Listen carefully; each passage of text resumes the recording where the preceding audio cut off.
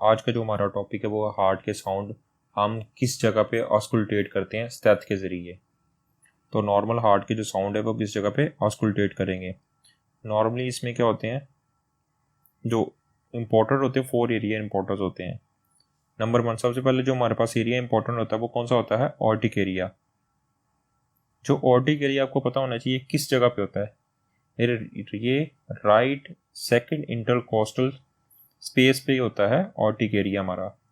Aortic area कहाँ पे हम ऑस्कुलटेट करेंगे? राइट सेकंड इंटरकोस्टल स्पेस पे, राइट साइड पे होता है जी हार्ट की,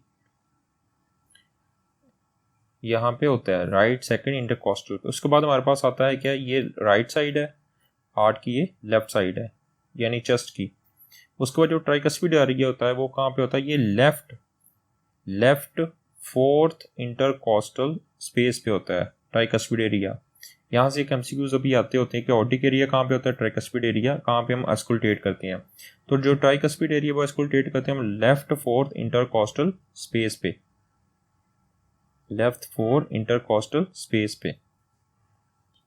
उसके बाद हमारे पास आता है पल्मोनिक एरिया। जो पल्मोनिक एरिया होता है ये होता है लेफ्ट साइड पे, लेफ्ट सेकंड इंटरकोस्टल स्पेस पे होता है।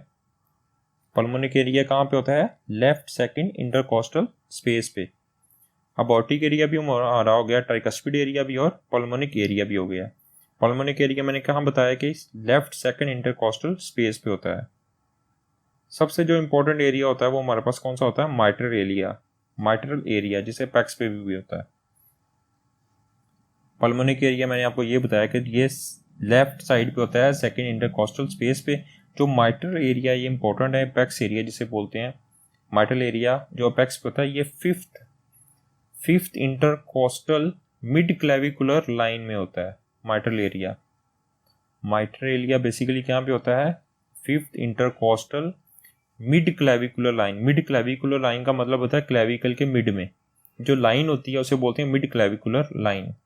तो माइट्रल एरिया आपका fifth intercostal mid clavicular line में होता है और वहाँ पे एपेक्स भी आपकी होती है, एपेक्स बीट हार्ट की। ये था आज का हमारा टॉपिक।